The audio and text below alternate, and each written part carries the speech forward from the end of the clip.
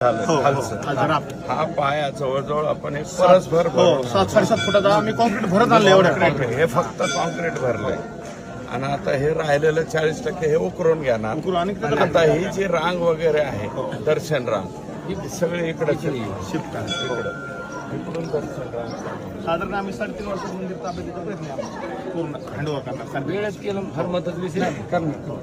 याची कॉस्ट आहे 72 कोटी जीएसटी धरून 72. पण ते लोक पैसे देतात.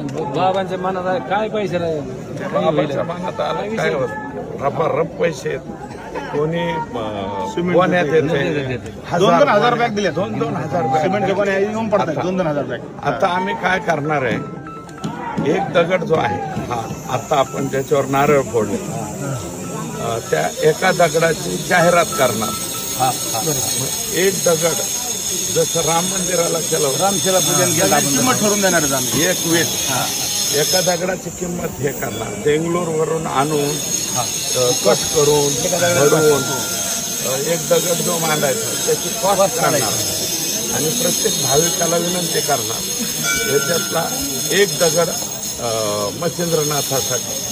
मग ज्यांना जेवढे दगड द्यायचे तेवढे दगड त्यांनी द्यायचे.